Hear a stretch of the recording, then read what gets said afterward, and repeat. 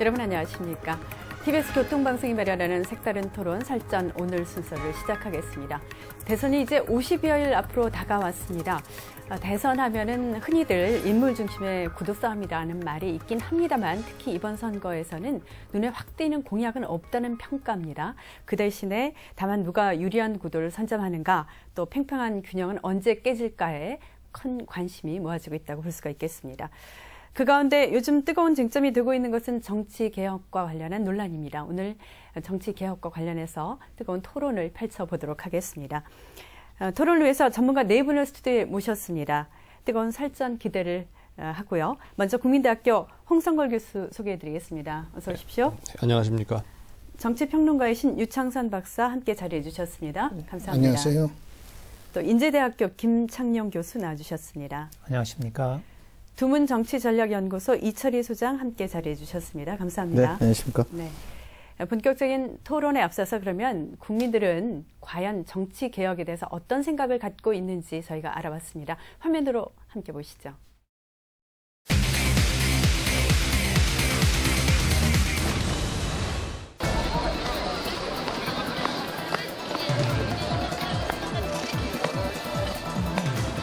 인원을 많이 줄이고 정당 보조금도 많이 줄이고. 저희는 그런 거에 대해서 잘 모르는데요. 대선 이거 보면 그냥 보증수표 남발하는 것. 솔직히 저 생각해 본 적이 없어가지고 잘 모르겠어요. 지금과 달리 새로 좀 바뀌었으면 좋겠죠. 지금 뭐 노동자들이고 농민이고 다 같이 더불어 살 수 있는 그런 나라가 됐으면 하는 그런 바람이죠. 박근혜 정부는 어느 한 지역이 아니라 모든 지역에 100% 대한민국 정권이 될 것입니다. 그러기 위해서는 지역구 의석을 대폭 줄이고 비례대표 의석을 늘려야 합니다. 제가 국민을 대신해서 정치권에게 묻고 싶습니다. 국회의원 숫자가 적어서 일을 못하는 겁니다.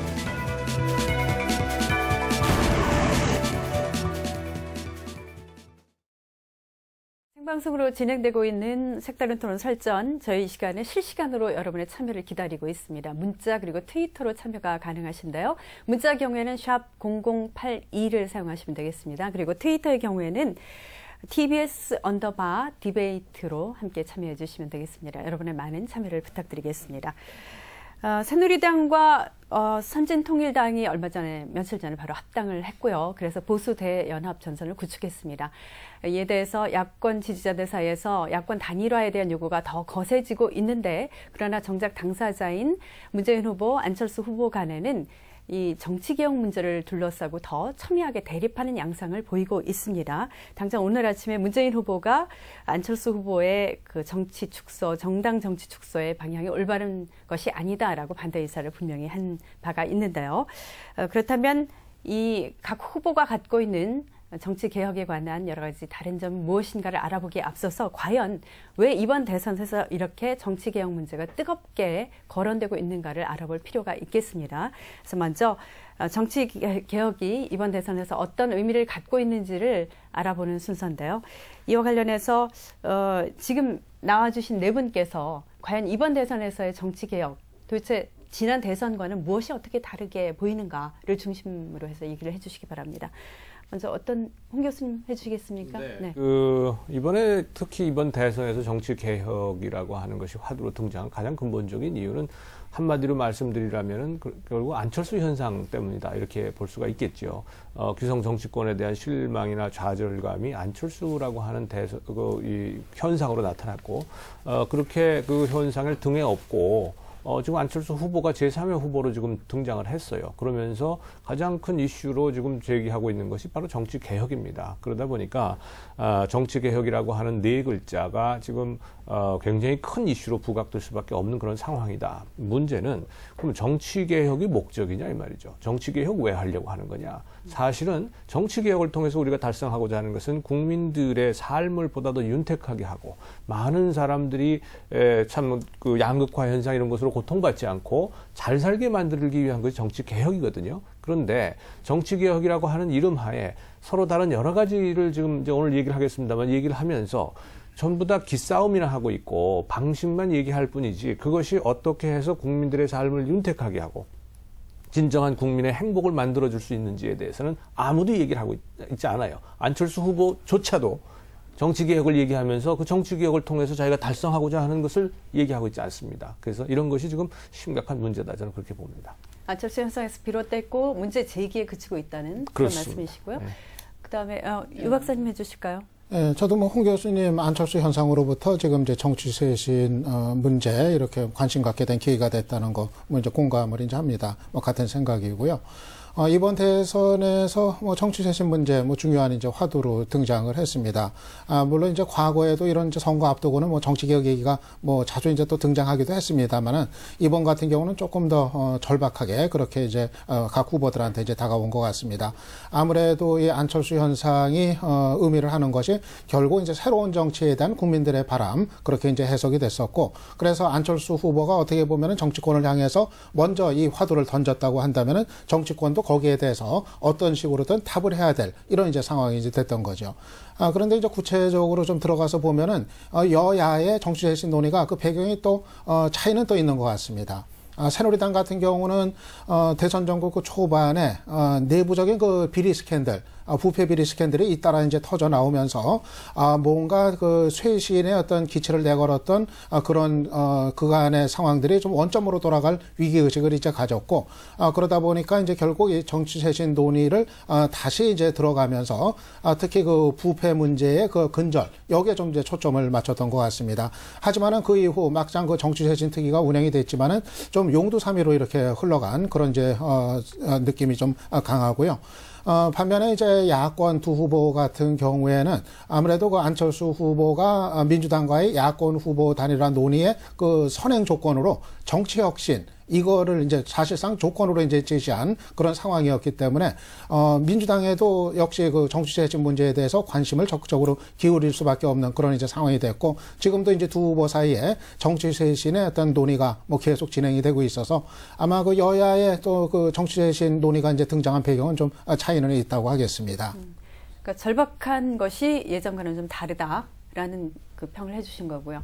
김창진 교수님 보시기에는 어떠십니까? 네, 저는 좀 각도를 달리해서 대선에서 보통 보면 이 정치 개혁 이런 것들은 표를 얻기 위한 그런 수단으로서 많이 활용됐는데, 이번에 이 정치 개혁은 야당 입장에서는 이 단일화의 거의 전제 조건으로 내세웠기 때문에 야당은 이 막강한 여당의 후보를 물리치는 하나의 수단으로서 단일화를 하기 위해서는 안철수 현상의 중심이 되는 정치개혁을 하지 않고는 어떤 형태로든 안철수를 끌어들일 수 있는 명분이나 그런 토양을 만들어줄 수 없기 때문에 아마 이건 대선 전에 정치개혁이라는 가시적인 뭔가 현상을 보여주지 못하면 단일화가 어렵다는 그런 현실 때문에 이 정치개혁이 아주 그 어떻게 보면 가장 큰 현안이 되는 것 같고요.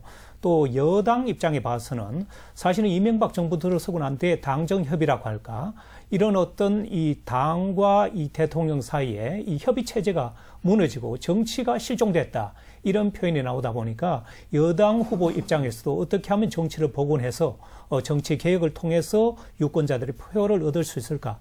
여당과 야당은 서로 다른 입장에서 정치 개혁을 지금 표현하고 있는 이런 상황이다. 저는 이렇게 판단하고 있습니다. 단일화의 수단으로서 정치 개혁이 등장한 측면도 분명히 있다라는 그렇습니다. 평가시고요. 예. 이철희 소장 어떠십니까?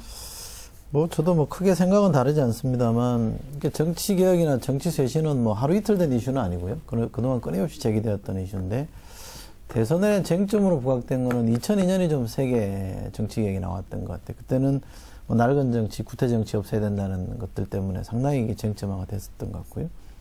다시 한 10년 만에 대선의 주요 쟁점으로 정치 개혁이 부상을 했는데, 저는 2002년과 2012년은 조금 맥락이 다른 것 같아요. 2002년은 정치 그 자체의 후진성이라고 그럴까, 정치 관행이 좀 낡았고 사람도 좀 바꿔야 되겠고 이런 것들에 대한 문제가 집중됐다면, 지금의 2012년의 정치개혁은 정치가 먹고 사는 문제에 좀 해답을 내놓는 정치로 가야 된다. 그러니까 사람이나 무슨 관행의 문제가 아니라 정치의 기능 자체, 역할 자체를 좀 바꿔야 되는 거 아니냐는 쪽으로 저는 표출이 되는 것 같아요. 그래서 안철수 현상도 등장한 것이고, 그것은 안철수 현상 이전에는 결국 정치의 무능, 사람들이 먹고 살기 힘들데 도대체 정치가 해주는 게 없기 때문에 정치가 다시 대중과 접속하고 대중들의 삶에 착목하는 정치를 해야 된다는 게 지금의 정치 개혁의 요구인 것 같아요. 그래서 저는 2002년과 2012년은 좀 다른 것 같고요. 저는 비로소 정치 개혁이 온당하게 추진될 수 있는, 온전하게 추진될 수 있는 흐름을 좀 타고 있다고 보는데, 최근에는 정치 개혁의 과제들이 그런 쪽으로 가지 않고 뭔가 이게 제도 개선하는 쪽으로,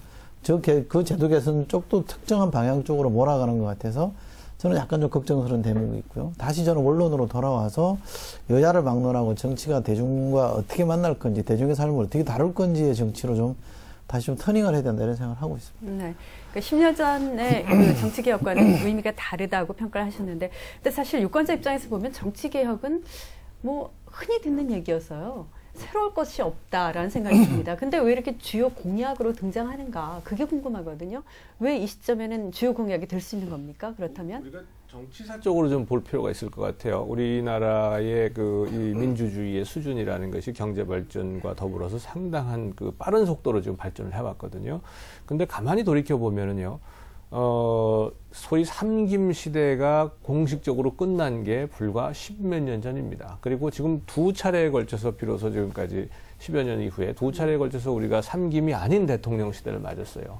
그리고 보면 삼김 시대에 대해서 우리가 그동안에 삼김이 계속 활동하던 수십 년간은 정치 제도화에 대해서 우리가 정치에 대해서 비판도 많이 했고 했지만 삼김이라고 상징되는 희망이라는 게 있었단 말이죠. 그러니까 정치 혁신 혹은 정치 개혁에 대한 것이 그다지 크게 등장하지 않았었어요. 그런데 삼김이 끝나고 그다음에 이렇게 보수 중심의 정치 행태, 제도가, 구조가 완전히 바뀌는 그런 상황이 돼버리니까 지난 10여 년간은 사실상 새로운 정치 제도의 모색기다 이렇게 볼 수가 있습니다. 과도기였다고 볼 수 있죠.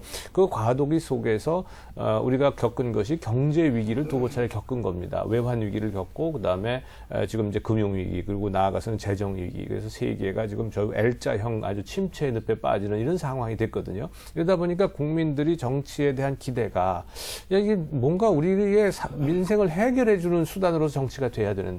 지금까지 해왔던 것을 조금씩 점진적으로만 변해왔을 뿐이지 해답을 주질 못하는 거예요. 그러다 보니까 이번에 안철수 현상이라고 하는 것으로 대변되는 이런 아주 큰 기대, 새로운 어떤 이 전환점을 모색하는 그런 기대가 있었고 그 기대에 말하자면 안철수라고 하는 대안이 지금 말하자면 부상한 이런 상황 우리가 이해를 좀 해봐야 된다 이렇게 볼 수 있습니다. 그러니까 큰 정치사 흐름 속에서 전환기에 그렇습니다. 해당이 되는 그런 시점이라는 거죠.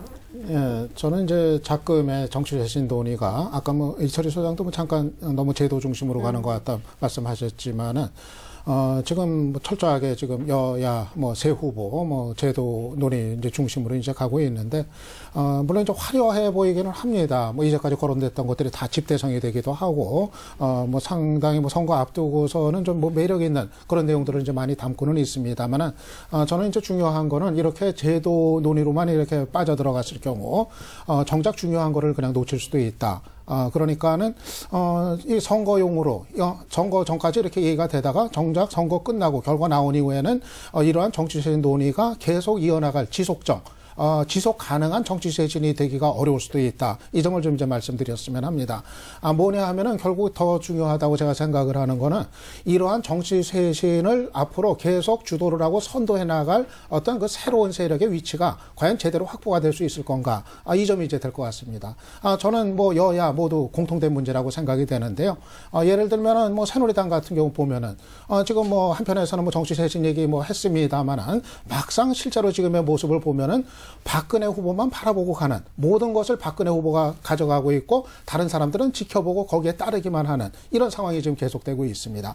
만약에 대선 끝나고 난 후 새누리당이 이제 어떤 위치가 될지는 모르겠습니다만은 누가 그러면 정치 쇄신을 또 어떻게 새롭게 주도를 해나갈 것인가? 과연 지속적으로 이거를 끌고 나갈 수 있을 것인가? 저는 지극히 불투명하다고 이제 봅니다.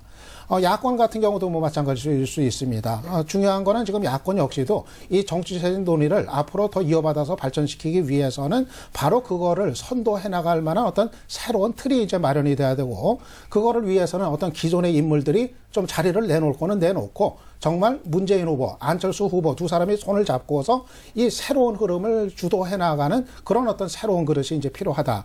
그래야 바로 이 쇄신 논의가 지속적으로 발전이 가능할 것이다. 이 점인데 아직까지는 그 문안 두 후보 같은 경우도 논의의 수준이라는 게 제도의 어떤 대안 여기까지만 가고 있고 막상 이 큰 흐름의 물줄기를 두 사람이 선도해서 어떻게 끌고 갈지에 대한 답은 아직까지 나오지 않고 있는 상황입니다. 네. 그래서 지금까지의 논의가 일면 상당히 매력적이긴 하지만은 정말 이 정치쇄신 논의를 대선 후에도 계속 지속 발전시켜 나갈 수 있을지 이거에 대한 답은 아직은 안 나온 상태다. 저는 그런 말씀을 드립니다. 네, 이번 말씀하신 대로 답은 아직 안 나왔지만 그 대선에서 이슈 선점 효과가 또 상당히 큰 것인데 문, 안 두 후보 간의 이 이슈가 선점된 느낌이 들거든요. 그럼 과연 이것은 야권에 유리한 그러한 논쟁이 될 것인가 이 부분도 궁금합니다. 어떻게 보십니까? 야권의 유분리를 일단 따지기 전에 이런 이 정치 개혁의 사회적 배경, 논의의 배경은 뭔가 그걸 얘기하면 아마 유분리도 저는 같이 얘기가 될 걸로 보는데요. 일단은 이 정치 개혁의 사회적 의미, 지금 우리 국민들이 요구하는 것은 1인 이 지배 체제, 권위주의적인 지배 체제에 대한 이 뭐랄까요, 신물이 났다랄까, 이 심한 어떤 반발감, 이 국민을 위한 정치를 한다고 해놓고 전혀 국민을 위한 정치를 하지 않고 있는 모습들이 이명박 정부 들어서서 여러 가지 형태로 나타났기 때문에 여기에 대한 국민적인 실망과 또 기대가 동시에 표출됐고요. 그런 것들이 소수 특권층의 기득권을 유지하는 이런 방식이 지속되다 보니까 안철수 현상이라는 전혀 정당도 가지지 않은 특정 인물이 고공의 지지율을 고공행진하는 이런 현상이 나타나는데, 저는 지금 정치가 무너지다 보니까 이 각 공적 시스템에서 여러 가지 이 어떻게 보면 사회적인 반사회적인 현상이 나타나는데, 대표적인 케이스가 이 공영방송 KBS나 MBC가 이 정치가 행정을 지도하지 못하고 지배하는 이런 시스템이 가다 보니까 공적 시스템이 무너지고, 그러다 보니까 이 공영방송 같은 경우는 지금 국민들로부터 큰 신뢰를 잃어버리고 오히려 불신의 대상으로 가는, 말하자면 이러한 것들을 이 불신을 씻어주고 공적 시스템을 좀 바로잡아달라.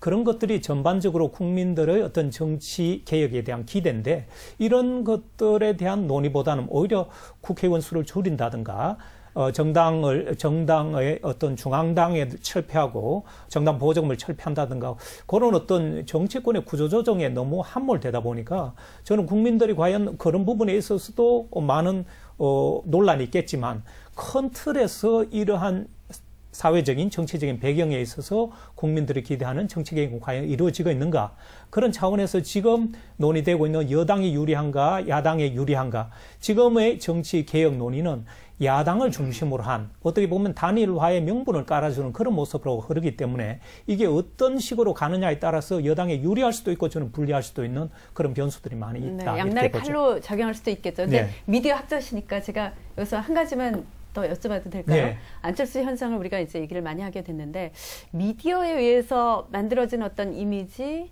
뭐 그런 측면도 안철수 현상을 확실히 부각시킨 부분이 있다고 보십니까? 저는 분명히 그렇게 있다고 봅니다. 왜냐하면 SNS라는 이러한 새로운 뉴미디어와 또 기존에 있는 방송사의 연예 프로그램이나 오락 프로그램에 특정 연예인들이 반복적으로 나타나는 것은 바로 이미지 형성의 주요한 도구 역할을 하고 있기 때문에, 그런 측면에 있어서 미디어가 안철수 현상을 지금까지 끌어오는데 일정 부분 기여한 측면이 있다고 저는 봅니다. 네. 그럼 이번에 이철희 소장께서 네. 야당에서 선점하고 있는 이 정치개혁 논란을 어떻게 평가하시는지? 뭐 야당이 꼭 선점했다기보다 야당은 좀 불가피한 거죠. 야당은 어쨌든 야당이기 때문에 정권을 바꿔야 되는 거면 지금과 다른 정치에 대한 모습의 비전을 제시해야 되기 때문에 그게 이제 새 정치로 나타나는 것이고, 또 하나는 야당은 어쨌든 안철수 현상의 직접적인 피해자이기 때문에 지금의 야당 입장에서 보면요, 둘이 어떤 공동의 운명체라고 보기는 합니다만 어쨌든 일시적으로 보면 야당이 상당히 위축된 건 안철수 현상 때문에 위축되어 있기 때문에 그걸 극복하기 위해서라도 안철수 현상으로 나타나고 있는 정치개혁에 대한 요구를 받아들여야 되는 거기 때문에 야당이 더 절박하긴 한 거죠. 그러나 이게 꼭 야당만의 아젠다라거나 야당만의 이슈일 수는 없는 건데요.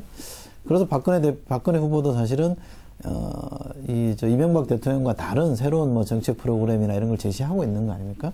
그것이 뭐 단순히 정책의 문제가 아니라 전 정치와 관련된 문제, 새로운 컨셉이라고 그럴까 이런 걸 제시하려고 애를 쓴다고 보는데 야당이 절박하긴 하고요. 거기에 대한 정책을 많이 내려고 하는 것 같긴 한데 뭐 딱히 지금의 야당이 국민적 공감을 더 얻고 있다. 정치 개혁을 더 잘할 것 같다. 이런 신뢰를 받고 있는 것 같지는 않아요. 뭐 저는 의지는 더 강하다고 좀 평가할 수 있겠습니다만 냉정하게 봤을 때 누가 더 잘할 거냐 이런 점에서 봐서는 야당이 되면 지금과는 달라지겠다는 가능성에 대해서는 훨씬 더 많은 점수를 주고 있는 것 같긴 한데 지금 야당의 후보들이 펼치고 있거나 야당의 정당이나 뭐 후보 캠프들이 내놓는 안들이 국민들이 안심하고 넉넉하게 그렇게 되면 정책이 되고 정치가 우리 삶을 좀 바꿔놓겠구나 이렇게 안심할 정도로 가고 있느냐 그러면 저는 그 부분에 조금 회의적이고요. 시작은 야당이 불가피하게 잘했다고 볼 수 있습니다만 그런 점에서 보면 더 잘해야 되는데 부담도 저는 있다. 제 기대에는 못 미친다 이렇게 평가합니다. 그런데 다만 저는 이 정치쇄신 논의에 대한 그 국민들의 관심이 아무래도 이제 야권의 두 후보한테 좀 넘어갔다 좀 이렇게 이제 봅니다. 저는 그거는 아무래도 그 새누리당이 좀 자초한 측면이 좀 크지 않나 이제 생각이 됩니다. 어떻게 보면 사실 쇄신 얘기 좀 먼저 꺼내고 더 선점했던 건 어떻게 보면 좀 새누리당 박근혜 후보였다고도 할 수가 있죠.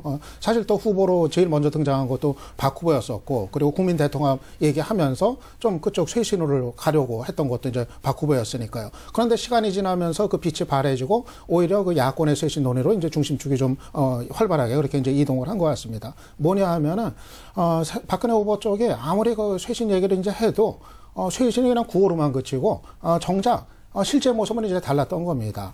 초기에 그 정치쇄신 특위 가동하면서 이제 부패 근절한 뭐 제도적인 이제 대안 내놓은 거 뭐 거기까지였었고 그 이후로 이제 새누리당이 이제 보여왔었던 모습 보면은 막상 정치쇄신과는 너무도 어긋나는 그런 뭐 과거의 모습들이 이제 재현이 됐습니다. 이것이 특히 근래 들어서는 이제 보수 노선으로 다시 이제 선회를 하면서 대통합 노선에서 이제 던져버리고 보수 대연합 또는 그 보수 노선 이쪽으로 이제 회귀를 이제 해버리면서 단적인 예가 뭐 저런 겁니다. 김무성 선대본부장 같은 경우 입에서 공공연히 나오는 게 안철수 마르크스 공산국가. 안철수가 되면은 정말 마르크스 공산국가가 된다. 그의 복지 얘기 들어보면은 이런 식의 얘기가 아무런 내부적인 제지도 없이 버젓이 반복해서 지금 이제 나오고 있습니다. 이거는 정말 정치쇄신이라는 이름이 정말 창피할 정도로 완전히 70년대, 80년대식의 발언, 사고 이런 것이 그냥 버젓이 나오고 선대본부장 입에서 나오고 있거든요. 그래서 저는 이런 부분들은 뭐 새누리당이 얘기했던 정치쇄신 그 진정성에 대한 이제 의심을 가져올 수 있는 그런 어떤 자초한 측면이 좀 크다고 봅니다. 쇄신과 관련한 것은 주로 말하자면 국회의원이나 정치인들의 특권 내려놓는 쪽에 중심이 맞춰져 있었죠. 그러다 보니까 쇄신 특위나 뭐 새누리당 같은 경우에 여러 가지 대안들을 제시하고 있는 수준에 불과하고요. 또 뭐 상대적으로 볼 때 야권의 주도 중심으로 논의가 옮겨갈 수밖에 없었던 가장 근본적인 이유는 단일화 프레임 때문에 그렇죠. 그 안철수 후보가 이것을 단일화의 조건으로 내세우면서 단일화 프레임 정치가 시작이 되니까 그래서 뭐 새누리당 쪽에 그 이 정치 쇄신 특유의 활동이나 이런 것이 좀 묻혀버리는 그런 상황이 있는 거고요. 지금 말씀하신 김무성 의원의 어떤 그런 발언, 전 의원이죠. 발언이나 이런 것들하고 정치 쇄신 얘기하고는 제가 보기엔 별 이 관련이 없는 것 같아요. 그렇게까지 연결을 시킨다면 정당의 모든 활동이 정치 쇄신 아닌 것이 없게 되는 그런 상황이 돼버릴 것 같고요. 아까 말씀하신 것 중에 그 박근혜 후보 중심으로 1인 중심으로 자꾸 운영이 된다고 그랬는데 대선 전국에서 이 후보 중심으로 운영되는 건 당연합니다. 그리고 그것도 이 박근혜 후보가 새누리당에서 제일 먼저 후보가 확정이 됐었기 때문에 뭐 그리고 그 이전부터 새누리당에서는 박근혜 후보 외에 다른 대안이 없었다고 할 정도였기 때문에 당연히 그 후보 중심으로 움직이는 건 당연한 것이지 그것을 마치 1인 지배나 1인 독재 체제로 이렇게 그 비유하는 것은 그건 올바른 그런 비유가 아니다 이렇게 생각이 들고요. 여기서 한 가지 우리가 생각해 볼 필요가 있습니다. 안철수 후보가 뭐라고 주장하느냐면요. 이제 내용에 대한 얘기인데 국회의원 수가 적어서 일 못했느냐라고 하는 그런 주장을 합니다. 굉장히 설득력이 있어 보이지 않습니까? 그러면 국회의원을 줄이면 정치개혁이 됩니까? 반대로 생각을 한번 해보십시다. 지금 안철수 후보가 얘기했던 의회나 정당제도 혹은 선거제도에 대해서 얘기한 것들 내용들이 지금까지 우리가 얘기 안 해본 것이 없습니다. 다 나왔던 얘기들이에요. 국회의원 수 줄이자, 이거 뭐 정당 이 공천제를 갖다 정당 공천제를 이렇게 지방의원의 정당 공천제도 처음에 안 했다가 다시 한 겁니다. 왜? 안 해도 공천제를 안 하는데도 불구하고 후보가 나오면 그 사람이 어느 당 출신이라는 걸 전부 다 알아요. 주민들이. 사실상 실질적인 정당 공천제랑 마찬가지가 됩니다. 그러다 보니까 다시 정당 공천제로 지금 바뀌어진 거예요. 그러면 이러한 역사에 대해서 전혀 아는 바 없이 정당 공천제만 폐지하면 그러면 공천권이 국민들한테 돌아갑니까? 네, 그럼 이런 얘기들을 우리가 좀 해봐야 된다. 내용은 잠시 후에 하고요. 그 지금 그렇다면 말씀하신 내용에서 유추해 볼 때 그동안 정치 개혁에 대해서 논의 안 한 것이 아니었고 그러나 잘 안 됐던 것이죠. 그렇죠. 그렇다면 그 진짜 그 원인이 무엇인가를 한번 얘기를 해볼까요? 진짜의 원인이 무엇이었겠습니까? 정치 개혁이 안 되는 원인은 여러 가지 있겠습니다만 저는 후보와 같은 정치 지도자의 역할이 좀 크다고 봅니다. 예컨대 대선의 공약으로 정치 개혁을 내걸었으면 그 캠페인도 사실은 개혁적인 모습을 가야 되는 거거든요. 그런 점은 저는 홍 교수님 말씀에 동의하기 힘든 게 박근혜 후보의 박근혜 후보가 하고 있는 최근의 캠페인을 과연 그걸 정치 쇄신이나 개혁이라는 말을 할 수 있는 것인가. 지금 2012년 선거를 하는데 마치 과거에 선거하듯이 막시점 얘기가 나오고 공산주의 얘기가 나오고 아무런 진전 없이 그런 문제에 대해서 일방적으로 공세를 퍼붓고 있고요. NLL 문제도 저는 마찬가지라고 봅니다. NLL 문제의 진정성이 있으려면 결국 이번에 대선에 출마한 사람들의 NL에 대한 인식이 뭐냐를 물어보면 되는 것이고 그러면 문재인 후보가 명확하게 답을 했으면 끝날 문제 아닙니까? 근데 이 문제는 무슨 마치 사후적인 것처럼 무슨 대답을 하더라도 그 대답 말고 딴 대답 내놓으라고 요구하는 거죠. 이거 낡은 정치, 구태 정치죠. 전형적이라고 봅니다. 그러니까 후보가 아무리 정치 쇄신을 외쳐도 이런 행태에 대해서 내부에서 일어나는 움직임을 자제시키지 않고 내가 대통령 되고 나면 정치 쇄신 하겠다. 이건 안 되는 거죠. 이거야말로 말 그대로 이 전형적으로 선거 때 입장 다르고 화장실 들어갈 때 입장 다르고 나올 때 입장 다른 거 아닙니까? 그렇게 보면 정치 쇄신이 안 되는 근본적인 이유는 저는 당장의 정치적 이해나 뭐 표를 얻겠다는 뭐 그런 것도 다 좋다고 봅니다만 후보가 분명한 인식을 갖고 내가 대통령이 안 돼도 좋으나 이런 계획만큼은 분명히 해결됐다는 자세로 임해야 되는데 그게 도통 안 보이니까 문제인 것이고요.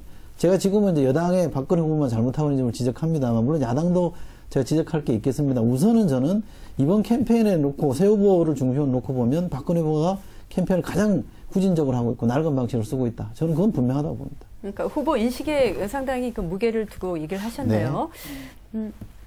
어떻게 보세요? 예, 저도 아까 홍 교수님 그 얘기에 대한 이제 좀 이제 반론인데요. 저는 뭐 정치 쇄신 얘기함에 있어서 어떤 뭐 정치 제도의 이제 개선이 전에 더 중요한 문제가 있다고 이제 생각을 합니다. 정말 그 낡은 정치 행태와 결별을 하고 새로운 정치 행태의 모습, 새로운 사고의 어떤 모습 이런 거를 보일 수 있느냐. 사실은 더 그게 본질적이고 중요하고 계속해서 살아있는 그런 이제 문제라고 생각을 합니다. 그런 점에서 봤을 때 저는 아까 이 소장도 잠깐 얘기를 하셨지만은 최근에 그 새누리당이나 박근혜 후보 쪽의 어떤 그 여러 가지 정치 행태를 보면은 과거로 회귀한 거 아니냐 이런 우려를 이제 심각하게 갖게 됩니다. 지금 NLL 문제 가지고 지금 안보 대선으로 계속해서 끌고 가고 있는데 2012년 대선을 하고 있는데 2007년 남북 정상회담에서 고인이 된 노무현 전 대통령이 어떤 얘기를 했는지 여부 이거 가지고 다투고 있는 게 지금 한 20일째 되고 있습니다. 2012년 대선을 하는데 왜 그렇게 그것이 집권 여당에 의해서 핵심적인 지금 의제로 지금 자리를 그렇게 하고 있어야 되는지 이런 이제 의문이 이제 들고요. 전체적으로 뭐 그것이 이제 안보 대선 얘기가 이제 색깔 공세 이거로 이제 연결이 지금 되고 있고 정수장학회 문제에 관한 역시 과거식의 어떤 입장의 어떤 고수 뭐 이런 등등 결국은 지금 어떤 정치 쇄신의 어떤 흐름과는 부합되지 않는 과거의 모습으로 좀 회귀한 거로 비춰지고 있기 때문에 지금 얘기하는 그 새누리당의 정치 쇄신 얘기에 어떤 진정성이 지금 의심받게 돼 있다. 네, 좀 그런 얘기입니다. 오늘 김 교수님 턴인 차례인데 네. 말씀 먼저 하십시오.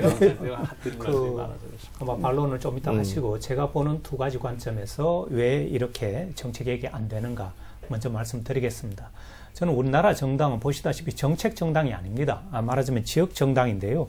지역을 근거로 한 지역 정당이 이렇게 만들어지고 그게 지속되어 오다 보니까 지역주의가 이 활발한 곳에서는 이 국회의원이나 어떤 정치인들이 잘못을 저질러도 또다시 유권자들은 당을 보고 찍어줍니다. 말하자면 인적 쇄신이나 여러 가지 지역 봉사 뭐 이런 거 신경 안 써도 정치 개혁 안 해도 별 필요성을 못 느낍니다. 그래서 사실은 지역 정당의 가장 후진화된 형태는 인적 쇄신 이런 것이 안 되고 있다는 지역민들의 불만이 굉장히 큽니다만 그것은 중앙당에서 봤을 때는 아주 손쉬운 그런 뭐랄까요 당을 유지하는 그런 행태가 여당 야당 동시에 이루어지고 있고요. 또 여기에는 유권자들의 묻지마 투표 성향도 바로 영합하다 보니까 이런 현상이 이루어졌는데 말하자면 정책적인 옳고 그름을 판단하고 그것을 어떤 정책의 주요 이슈가 되는 그런 현상이 아니라 말꼬리 잡기식이나 아니면 과거의 어떤 이런저런 사건을 가지고 또다시 대선의 유불리를 따지는 이런 행태야말로 그야 과연 미래로 가는 선거인가라는 차원에서는 정당과 또 유권자 맞물려서 이런 현상을 빚어지고 있다. 그래서 사실은 정치 쇄신 논의만 무성하지 실질적으로 집권하고 난 뒤에는 쉽게 잊혀지는 그런 현상이 반복되고 있다. 저는 이렇게 봅니다. 좀 드리고 싶은 말씀이 이런 거예요. 안보 이슈만 나오면 과거에 물론 안보 이슈에 대해서 권위주의 정권들이 선거에 말하자면 이용을 하는 그런 나쁜 행태를 보여왔던 것이 사실입니다. 그러나 이미 권위주의 정권이 무너진 지가 지금 벌써 몇십 년입니까? 87년 이후에 지금 민주주의 이후에 안보에 대한 것에 대해서는 사실 초기에는 좀 있었습니다만 지금 안보 이슈를 가지고 선거에 이용하려고 그러면 국민들이 그걸 받아들이겠습니까? 상황이 전혀 아니에요. 그런데 안보 이슈만큼 중요한 것이 또 없죠. 지금 현재 대치하고 있을 뿐만 아니라 서해에서 지금 어떤 일이 벌어지고 있습니까? 따라서 안보 이슈를 가지고 지금 뭐 안보 장사, 이거 선거 장사하고 있다라고 하는 것은 인식은 잘못된 것이다라는 얘기고요. 또 노무현 대통령의 일을 가지고 왜 지금 후보들한테 난리냐, 과거 회기적인 주장이 아니냐라고 하는데 지금 핵심은요. 노무현 대통령 당시에 비서실장이었던 사람이 대통령 후보로 나왔고요. 또 안철수 후보의 외교안보 통일 분야를 담당하고 있는 사람들이 전부 참여정부 출신들의 외교안보 통일 담당했던 사람들입니다. 양쪽 야권 캠프가 똑같습니다. 그런데 만약에 이 사람들이 노무현 대통령이 가지고 있었던 NLL에 대한 생각과 동일하거나 유사한 생각을 가지고 있다면 이것은 대단히 심각한 미래의 문제다 이 말이에요. 앞으로 5년 동안 정권을 맡을 그 사람들이 어떤 생각을 가지고 있느냐가 대단히 중요한데 말로는 NLL을 고수한다고 얘기하면서 평화수역이나 공동어로수역을 가지고 해서 평화를 유지하겠다는 거예요. 그게 그러한 평화는 NLL 자체를 유지할 수 없는 상황에서의 평화란 말이죠. 그러니까 자꾸 물어볼 수밖에 없는 거고요. 네. 또 하나 과거로의 회기를 가지고 이제 이 말씀을 하셨는데요. 과거로의 회기로 말한다면 야권이 더 하죠. 박근혜 후보에 대해서 박근혜 후보가 하지도 않은 5.16이라든가 12.6에 대해서도 책임을 물었죠. 또 뭐 어땠습니까? 정수장학회 마찬가지 아니에요. 그러니까 과거로의 회기를 가지고 한다 그러면 야권이 훨씬 더한 거다. 저는 그렇게 말씀드리고 말씀을 드리고 싶은데요. 지난 정권에 같이 몸담았으니까 그런 거 아니냐라는 것의 전제는 노무현 전 대통령이 NLL을 양보했습니까? 포기했다는 발언을 한 적이 있습니까? 있다는 거잖아요. 한 번도 안 했죠. 그 의혹이라는 것도 새누리당 국회의원이 자기가 본 거 있다는 거 들고 나온 것 외에 어떤 구체적 근거를 제시한 게 있습니까? 그래놓고 의혹 있다 그러고 대답하라고 그러죠. 대답했어요. 저는 지킬랍니다. 분명히 지켰으면 대답했는데도 그 대답은 필요 없다는 거예요. 그런 거 아닙니까? 지금 구조가. 그죠? 그러면 아니죠. 공동어뢰구역 협상한 사람이 김장수 장관입니다. 지금 새누리당에 가 있어요. 그 사람이 얘기하면 될 거 아닙니까? 내가 가서 협상하는데 포기하라고 얘기하더라. 이렇게 정언하면 될 일인데 정언 못하고 있잖아요. 또, 그 당시, 참여정부에 무슨 외교안보 수석한 사람이 지금 새누리당 가 있잖아요. 박근혜 캠프 가 있지 않습니까? 그 사람들이 얘기하면 될 거 아닙니까? 네. 얘기하는데도 아니라고 자꾸 얘기하니까 구태라고 얘기하는 것이고요. 안보 이슈도 마찬가지입니다. 안보 중요하죠. 그런데 하나만 말씀드릴게요. 네. 안보 이슈 중요한데요. 중요한 건 그 후보의 인식이 중요한 거 아닙니까? 그럼 안보 어떻게 할 건데, NL 어떻게 할 건데 물어봐서 제가 지키려 합니다. 그럼 끝나는 거 아니에요?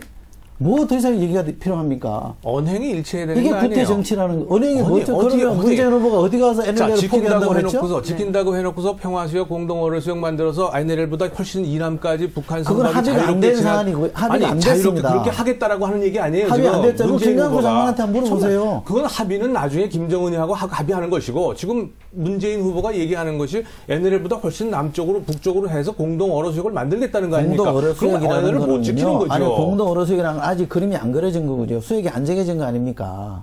수역이 네? 정해지든 안 정해지든 NLL을 기준으로 지금 하겠다는 거 아니에요? 남북 공동 등거리 하겠다는 거잖아요. 아니 등거리 하던 원칙을 적용한 게 아니잖아요. 알겠습니다.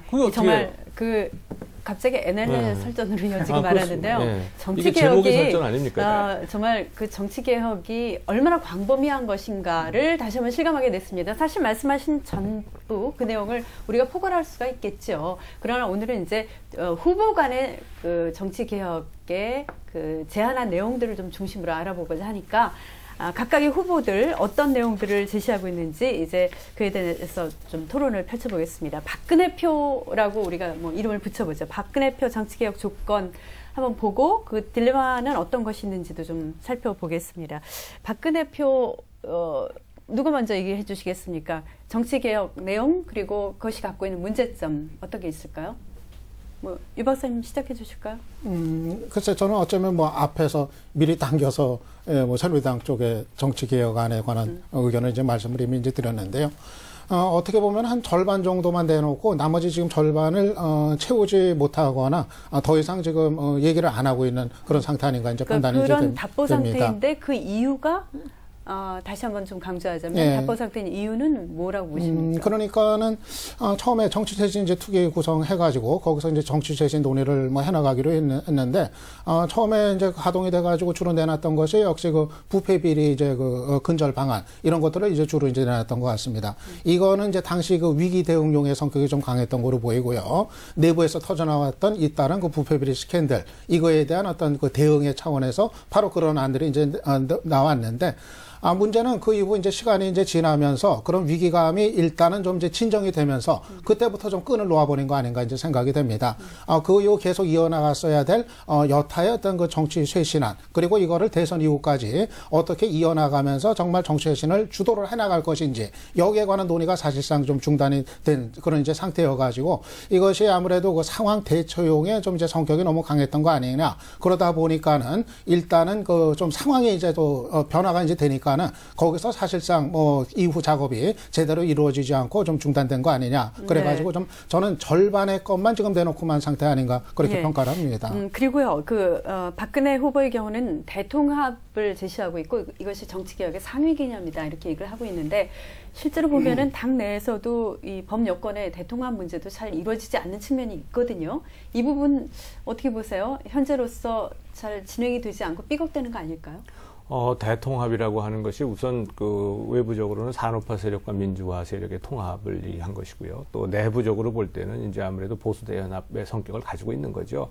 그 전체를 그 아우르는 거니까 그러니까 100% 국민이라고 한다면 이것이 지금 수십 년간 우리가 그 동안에 그 참 나뉘어져서 갈등을 겪고 있었기 때문에 한 사람이 나서서 대통합을 하자라고 한다고 해서 쉽게 될 일은 아니라고 저는 봅니다. 그런 방향으로 이제 노력하기 위해서 가는 거죠. 그래서 이렇게 가려면 아무래도 그것을 주장하고 이끌어가는 사람 쪽에서 조금은 더 양보하고 더 포용하고 하는 노력이 필요할 겁니다.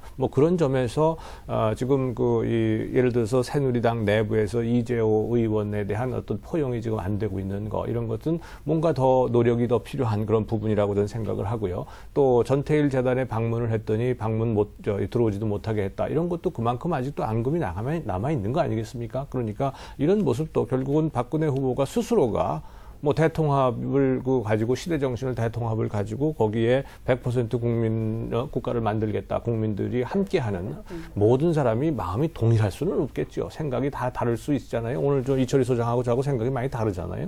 이런 다름에도 불구하고 근본적으로 공통적으로 국가 발전이나 국가의 안정, 경제 성장, 또 복지, 건강한 복지 이런 것들을 향해 갈 때에 서로가 차이점을 좀 줄여가면서 합의에 다다르자라고 하는 것이 대통합이라고 저는 생각을 해요. 그렇다면 저는 이것이 물론 그야말로 새누리당 표 정치 개혁의 모든 것이라고 보기는 어렵겠습니다만은 하나의 시대 정신으로서 저는 충분한 가치가 있고 그러한 방향을 위해서 노력하는 것을 우리가 봐야 되는 것이지 이러한 결과 대통합이 안 되고 있지 않느냐라는 결과를 가지고 우리가 비판하는 건 조금은 좀 시기상조다 이렇게 저는 보고 싶습니다. 앞으로 좀 지켜보고 기다릴 필요가 있다는 그런 해석이 가능할 것 같은데요. 예, 대통합 저도 대찬성입니다. 이 산업화 세력과 민주화 세력이 함께 대화합하는, 화합이라는 용어는 항상 좋은데요. 근데 이 대통합하고 정치 쇄신하고 이게 사실은 같이 가기가 쉽지 않습니다. 아까 우리 유창선 박사가 이 한나라당 정치 쇄신이 중간에 중단된 것 같다 이런 표현을 쓰셨는데, 아마 이 대통합과 정치 쇄신을 동시에 하다 보니까 안대희 새누리당 정치쇄신위원장이 그동안 여러 가지 이 정치 쇄신을 위한 여러 가지 제도를 마련하는 그런 과정에서 이 한광옥 김대중 전 비서실장을 대통합이라는 명분 하에 이렇게 끌어들이면서 사실상 자기는 정치쇄신위원장을 그만두겠다 이런 반발까지 나오다 보니까 그 당시에 상설 특검 제도도 만들겠다. 경찰은 차관이 1명인데 검찰은 차관이 55명이나 된다. 이런 여러 가지 제도 개선을 내비치니까 기존에 있는 검찰 측에서 엄청난 반발을 했습니다. 말하자면 정치 쇄신을 위해서 이런 제도적 장치를 마련하는데 구태라고 할 수 있는 부패 정치인을 끌어들이다 보니까 그게 대통합의 이름 하에서 그런 일이 이루어지다 보니까 정치쇄신위원장인 자기는 그만두겠다. 저는 사실 당내에서 지금 그만두겠다고 하다가 붙잡아 놓은 상태인데 이 어떻게 돼가는지 정확히 모르겠습니다만 대통합은 정말 필요하고 또 우리 국민들이 요구하는 것이지만 한편으로는 정치 쇄신도 해야 되다 보니까 이런 이율 배반적인 문제가 어떤 식으로 봉합되는지 지금으로 봐서는 쇄신 쪽이 사실 밀려 들어가 버린 그런 측면이 있는 것이 아닌가 이런 우려가 나옵니다. 뭐 저도 생각이 좀 다르지 않은데요. 박근혜 후보가 처음에 쇄신을 꺼냈을 때는 이 부패 척결 이런 쪽으로 많이 이제 방향을 잡고 안대희 전 대법관을 이렇게 영입해서 뭔가 이렇게 좀 드라이브를 잘 해간 것 같아요. 저는 그건 상당히 의미 있는 전전이라고 생각했었는데 어느 시점부터인가는 이제 아까 지금 김 교수님 말씀처럼 이 한강욱 전 실장 영입 문제 가지고 이게 대통합 프레임하고 정치쇄신 프레임 충돌을 빚어버렸단 말이에요. 그러면서 이렇게 적당하게 봉합을 했는데 그것은 결국 저는 쇄신은 접고 대통합 쪽으로 방향을 잡은 것 같다는 게 제 판단이고요. 그러면 왜 대통합과 정치혁신, 쇄신이 갈등 관계에 있느냐? 딱히 그런 건 아니죠. 그런데 지금 새누리당에 나타나고 있는 현상은 모순 관계나 갈등 관계로 비춰지고 있는 것이고 그거는 박근혜 후보가 특정한 하나의 노선을 선택할 수밖에 없는 상황에 내몰렸고요. 그런데 결국 대통합을 선택했고 지금도 박근혜 후보에서 계속 많이 나오는 워딩이라고 하면 대통합의 얘기를 더 많이 하죠. 새로운 정치나 정치 쇄신이라는 얘기는 상대적으로 좀 잦아들었단 말이죠. 그러면 저는 원래 부패 척결로 가는 정치 쇄신도 사실은 좀 반쪽짜리. 왜냐하면 정치 그 자체를 좀 바꾸는 쪽으로 갔어야 되는데 그게 좀 없었기 때문에 그럼 그 반쪽을 채울 거라고 봤는데 그것도 없이 그냥 대통합으로 가버리고 나니까 정치 쇄신은 원래 있던 것조차도 희미해져 버린 거거든요. 그렇다면 저는 박근혜 후보가 대통합을 꺼내드는 시점과 새누리당이 이 검정 공세라 그럴까요? 지나간 철진한 아젠다를 들고 나와서 대대적으로 공세를 펴는 것과 묘하게 맞물려 있단 말이죠. 그러면 이 부분에서 저는 박근혜 후보가 좀 분명하게 선택한 것 같긴 한데 저는 온당치 않다, 적절치 않다 이렇게 계속 가면 정치 쇄신이라는 게 정말 아무도 안 믿어주는 거기 때문에 정말 정치 쇄신의 의지가 있다면 저는 대통합에 대한 얘기는 조금 줄이고 그야말로 정치를 어떻게 바꿀 건지에 대한 분명한 대안을 제시하는 게 꼭 필요하다고 봅니다. 그러니까 대통합의 방점을 찍은 그러한 정책인데 그러나 정치 개혁 문제가 상당히 그 비중이 있기 때문에 조금 문제가 뭐 어느 정도 여러 가지 문제가 있을 수 있거든요. 특히 이제 야권의 공세가 심해지다 보니까 그 부분에서 이 박근혜 후보 측에서 여러 가지 좀 지금 그 준비해야 될 많은 어려움이 예상되지 않을까요? 저는 좀 두 분의 말씀에 부분적으로 공감합니다. 이 쇄신과 통합이라고 하는 문제가 항상 모순되는 건 아닙니다만은 그러나 때에 따라서는 상당한 마찰이 있을 가능성이 있지요. 좋은 말씀도 한광옥 전 의원의 영입이라든가 안대희 쇄신 특위 위원장의 반발 같은 것은 아주 전형적인 그런 사례라고 봅니다. 그런데 정치라고 하는 것은요. 최선의 정답을 찾을 수 있으면 참 좋죠. 모든 사람들을 만족시킬 수 있는 최선의 정답을 찾을 수 있으면 그것이 최선입니다. 그런데 대부분의 경우에는 이념과 가치, 노선이 서로 다른 사람들끼리 다른 사람들이 물론 좀 유사한 쪽으로 모입니다만 서로 모여서 이렇게 특히 대통합처럼 이렇게 좌와 우를 전부 아우르는 이런 소위 이 박근혜 후보의 말을 빌면 100% 대한민국이라고 하는 것을 건설하기 위해서는 서로가 조금씩 양보하지 않으면 안 되는 상황이 발생하는 거죠. 뭐 지난번에 그런 케이스가 대표적인 케이스라고 보고요. 그것이 뭐 쇄신의 의지나 노력이 조금 줄어든 것으로 비칠 수 있다. 그것이 또 유권자에게 부정적인 영향을 미칠 수 있다라고 하는 것에는 공감합니다만, 그러나 결국은 이 쇄신이라고 하는 것은 두 가지가 같이 가야 되죠. 하나는 행태의 변화고 또 하나는 그 행태의 변화를 이끌어낼 수 있는 제도의 변화입니다. 거기에 아까 뭐 우리 논의 잠깐 했습니다만은 정치 지도자가 강력한 의지를 가지고 이 두 가지를 끌어낸다면 그런 것이 가능해지거든요. 그래서 결국 이것을 변화시킬 대통합은 선거 이전에 보다 많은 사람들이 합쳐서 선거를 치러야 되는 문제고요. 쇄신이라고 하는 것은 정권 잡은 이후에 어떻게 이걸 드라이브를 해가지고 정치 구조도 바꾸고 이렇게 나가느냐 하는 문제란 말이죠. 사실상 우선순위로 본다면 대통합이 먼저일 수밖에 없다. 이런 생각이 저는 들어갑니다. 그래서 그렇다면은 지금 그렇게 비칠 수 있는 것이 부정적인 영향이 있을지라도 아마 새누리당 쪽에서는 그렇게 갈 수밖에 없는 그런 상황이 아니겠나 이런 생각이 들어요. 근데 제 앞에서 이제 뭐 대통합 얘기도 이제 나왔습니다만은 저는 사실 지금 박근혜 후보가 이제 대통합 노선도 이제 내려놨다. 접어뒀다. 저는 그렇게 이제 보고 있습니다. 이제까지 국민 대통합 노선을 일단은 접어두고 이제 그 보수 노선으로 이쪽으로 이제 좀 전략적인 선택을 했다. 그렇게 이제 보고 있는데, 저는 뭐 이런 거라고 봅니다. 그동안 이제 대통합 노선 내걸고 이렇게 쭉 행보를 해왔는데, 이게 자꾸 이제 골치 아픈 일들 계속 생기고, 막상 지지율도 뭐 정치 상태에서 이렇게 회복이 되는 것 같지도 않고, 그러니까 이거를 그냥 접어두고 좀 익숙한 길을 가겠다. 좀 새로운 길 찾다가 이렇게 헤매는 일단은 좀 확실하게 다질 수 있는 층, 보수층이라도 확실하게 다질 수 있는 익숙하고 쉬운 길로 가겠다. 이런 이제 선택을 한 거라고 이제 보거든요. 그런데 이것이 이제 기본적으로 이제 그 정치 쇄신하고는 좀 상충이 된다고 봅니다. 지금 뭐 선진당과 뭐 보수대연합 하는 것도 이제 그렇고, 뭐, 물론 이제 충청권에서는 뭐 득표율이 이제 올라갈 거로 예상이 됩니다만은 전체적으로 봤을 때는 이런 어떤 그 보수 노선으로의 그 선회라고 하는 것이 아무래도 젊은 세대한테 부정적, 또 이 중도층한테 부정적, 이렇게 영향을 미칠 것이 예상이 되고, 결국 이번 대선의 마지막 승부처가 될 중도층 표심을 끌어들이는 데 있어서는 아마도 이제 상당히 어려움에 봉착할 가능성이 크지 않겠는가. 그래서 결국은 이제 선거 막판에 그런 것이 가늠이 될 텐데, 막판에 아쉽다 했을 때 문제는 돌아갈 수 있는 길이 없다는 게 될 겁니다. 대통합하다가 일단 보수로 회귀를 했는데 여기서 해보니까 안 되니까 다시 중도로 가겠다. 이거는 이제 말이 안 되거든요. 그러니까 이미 좀 저는 이제 박 후보 쪽이 이제 좀 돌아가기가 어려운, 돌아올 수 없는 이제 다리를 지금 건너고 있는 거 아닌가. 저는 좀 그렇게 봅니다. 박근혜 후보의 정치 개혁과 관련해서는 지금 뭐 대통합 우선이었다가 이제는 그것마저도 뭐 예를 들어서 포기한 것으로 보인다. 뭐 여러 가지 시각이 있을 수 있겠습니다만, 그래서 역시 그 대통합이 아닌 이 정치개혁 문제는 야권으로 공이 넘어간 것 같습니다. 특히 그 두 후보 간의 여러 가지 시각이 또 좀 상반되는 것도 있는데요. 문재인 후보 측, 문재인 표 이렇게 이름을 붙여보겠습니다. 정치개혁 조건 그리고 방향을 이번엔 좀 분석을 해보도록 하겠습니다.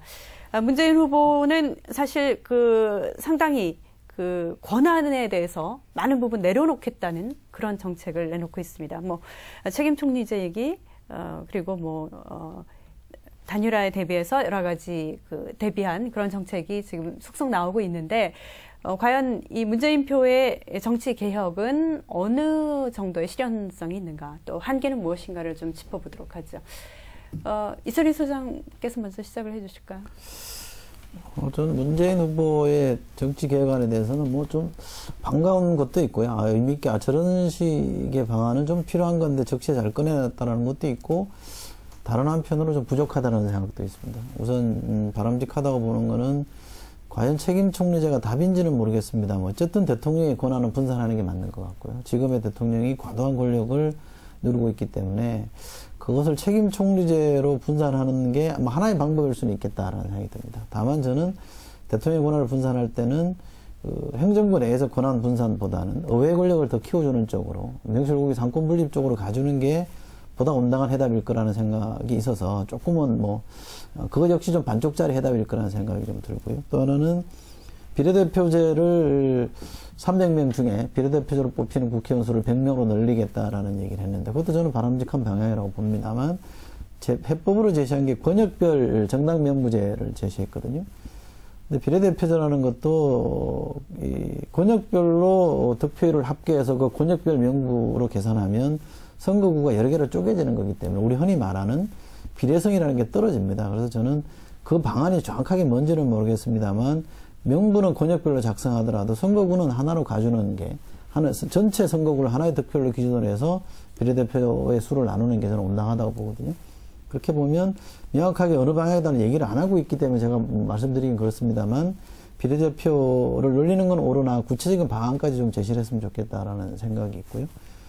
또 국회의원 특권을 내려놓는 거는 연금제를 폐지하자든지 뭐 이런 얘기를 하고 있습니다. 그건 당연히 지당한 얘기인데 저는 세비 문제라든지 이런 문제까지 더 과감하게 국회의원의 특권이나 누리고 있는 이런 여러 가지 권한들을 이렇게 줄여주는 쪽으로 가지고 대신 의회로서의 하나의 제도로서 의회가 갖는 힘을 좀 키워주는 쪽으로 갔으면 좋겠다.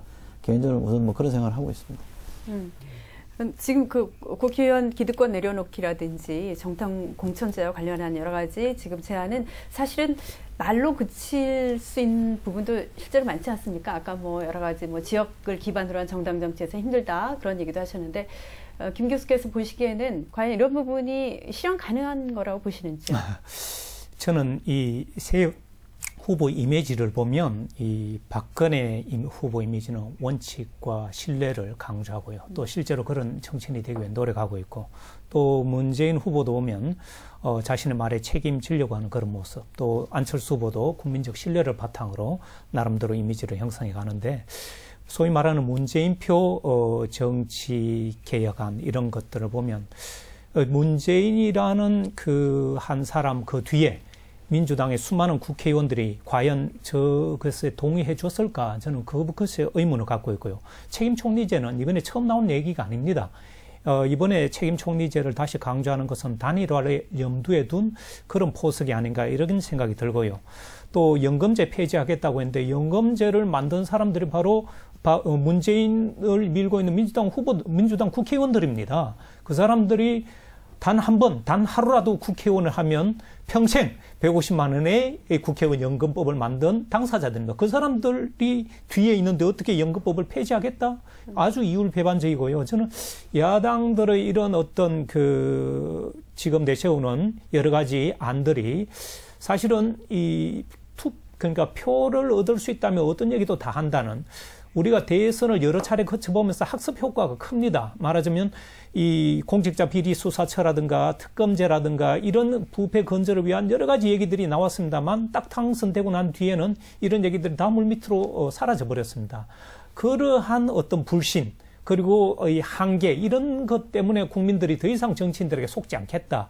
이래서 저는 안철수라는 어떻게 보면 정당을 기반하지 않은 무소속이 1년 넘게 지지율 행진을 하고 있는데 기본적으로 저는 문재인표 이 여러 가지 안들은 정말 그렇게 됐으면 정말 좋겠는데 과연 그걸 구체적으로 어떻게 하겠다는지 그런 의지와 방법은 아직 보여주지 않아서 저는 좀 동의하기 어렵다 이런 생각이 듭니다. 그러니까 이제 구호에 그칠 우려가 있어 보이고 기득권을 내려놓기가 그렇게 쉬운 일이 아니다. 그렇습니다. 지난 대선에서도 우리가 다 봐왔다라는 얘기인데 실제로 그 선거구 조정이라든지 이런 문제는 여러 차례 논의가 있었지만 안 된 거죠.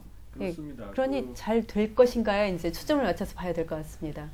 이 정치 개혁의 핵심은 사실은 우리나라가 이제 제왕적 대통령제다 그러면서 대통령의 권한이 굉장히 크다, 비대하다 이런 얘기를 많이 하잖아요. 그러니까 사실은 이것을 줄이기 위한 것은 책임 총리제와 같은 것이 아니에요. 책임 총리제는 언제든지 거둬들이면 고만이란 말이죠, 대통령이. 우리가 진정으로 민주주의에 적합한 민주주의의 아주 이상적 모델에 가까운 쪽으로 가려면은요, 삼권 분립이 명확히 돼야 되고 견제와 균형이 제대로 이루어질 수 있도록 해줘야 됩니다. 특히 국회의 권한을 훨씬 더 강화시켜줘야 되는 거죠. 지금 국감 얼마 전에 지금 계속 해서 정치 국감이라고 욕을 많이 먹었습니다. 불과 20일 합니다, 1년에. 1년에 20일 해가지고서 무슨 국정감사를 하겠습니까? 실질적인 국정감사 기능을 국회가 가질 수 있도록 완전히 바꿔줘야 되는 거고요. 또 국회가 정책 기능을, 정부가 제시하는 정책이나 법에 대해서 완벽하게 분석하고 거기에 대해 장점점을 또 논의하고 실질적으로 토론할 수 있게 그래서 그걸 견제를 할 수 있도록 해줘야 되는 것이 정치개혁의 핵심이죠. 이게 무슨 국회의원의 숫자를 줄이거나, 물론 비례대표 숫자를 늘릴 필요가 있다라고 하는 것은 워낙 우리나라가 지역 갈등이나 균열이 너무 심하다 보니까 궁여지책으로 내세운 것인데, 그러면서 동시에 또 직능 대표를 좀 더 숫자를 더 늘릴 필요가 있기 때문에 그렇게 한 거죠. 근데 그것에 대해서도 지금까지 계속적으로 논의가 되어 왔습니다만은 지금 우리 다 모두 동의하는 것처럼 여기서 새로운 내용 하나도 없어요. 거의 뭐 아주 과장되게 얘기하면 거의 100%도 이미 다 나온 얘기인데 기득권 내려놓지 않아서 안 된 거란 말이죠. 그러니까 만약에 문재인 표든 안철수 표든 간에 정치 개혁을 한다라고 하면은, 그러면 지금까지 여태까지 논의된 내용을 가지고 다시 밥상 위에 올릴 것이 아니고 이걸 어떻게 하면 실현할 것인가 하는 실현 대책을 내놔야 되는 거죠. 아까 국회의원들이 연금 만들었단 말이죠. 그럼 이거 연금 어떻게 뺏을 것인가?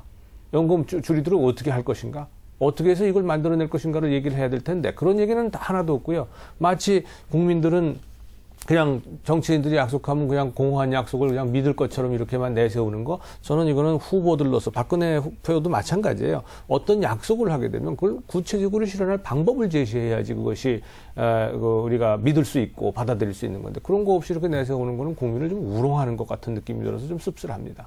그러니까 네, 하실 말씀 저도 있어요? 문재인 후보 정치 쇄신안에 대해서는 앞에 분들하고 의견이 대체로 좀 비슷합니다. 일단은 그동안 거론돼 왔던 내용들이 이제 집대성이 됐다고 할 수가 있고요. 어떻게 보면 좀 그야말로 화려하다고 생각이 들 정도로 담을 거는 대체로 담지 않았나 이제 생각이 이제 됩니다. 다만 그리고 이제 특히 부패 근절 방안과 관련해서는 상당히 아주 좀 강도 높은 그런 이제 내용들, 그런 게 이제 눈에 띄기도 하고, 그래서 결국은 말씀하신 것처럼 이제 결국 실천에 이제 의지 문제일 것 같습니다. 정말 만약에 집권을 했을 경우 정말 이 약속했던 것들을 다 현실적인 조건 속에서 실행을 할 수 있을 것인가?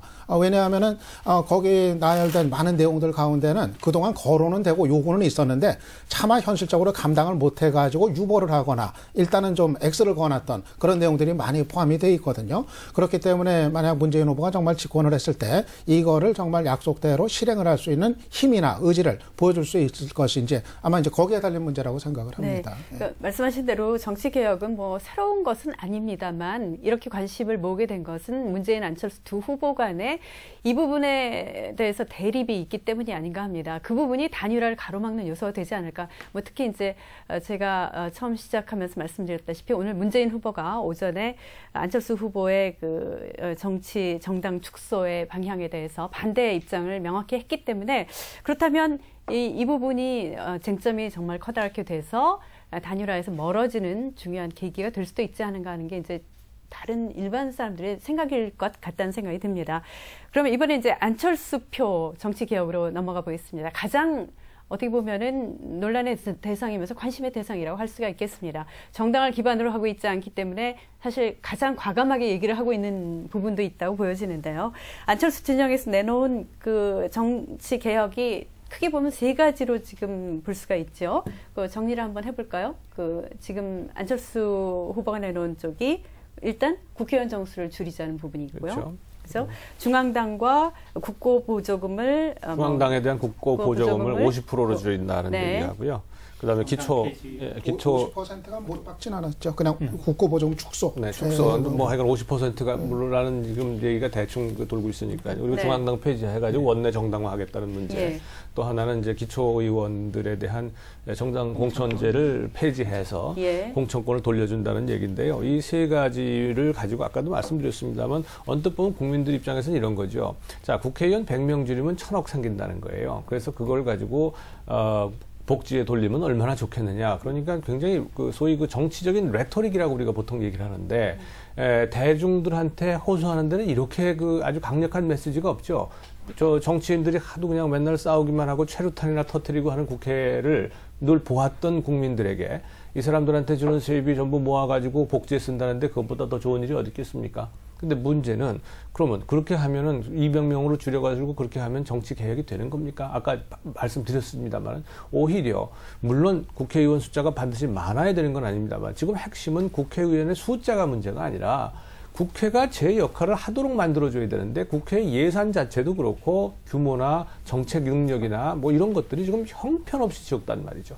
그래서 말씀드린 것처럼 이 정말로 정치 개혁에 관심이 있다면 특권 내려놓는 거 이런 것들을 전부 다 법제화해야 되는데 그 법제화하는 사람들이 누구냐? 국회의원들이 하는 거예요. 제 특권 제가 내려놓겠습니까? 지금 숫자가 문제가 아니라고 하셨는데 네. 사실 숫자가 문제로 지적되는 부분도 많은 것 같아요. 예를 들어서 안철수 후보는 국민 1인당 국회의원 수가 우리가 여전히 많다고 얘기를 하고 있거든요. 그거는 사실관계를 좀 오인한 것에서 비롯된 겁니다. 그것이 예를 들어서 유럽의 선진국들은 우리보다 훨씬 더 국회의원이 많습니다. 그리고 반대로 미국이나 일본 같은 경우에는 상하 양원이 있어요. 그래서 그걸 다시 우리가 통합을 해보면 미국은 연방제라고 하는 특성이 있기 때문에 1인당 국민 수가 훨씬 우리보다 많습니다만은 그 외에 나머지 우리가 OECD 국가들을 대개 비교를 해보면은 우리나라의 국회의원 수 또는 뭐 다른 말 그저 공무원 수도 마찬가지입니다만 결코 많지 않습니다. 그러니까 이런 것들에 대한 것도 정확히 따져 보면은 지금 사실 인식을 잘못하고 있다는 거고요.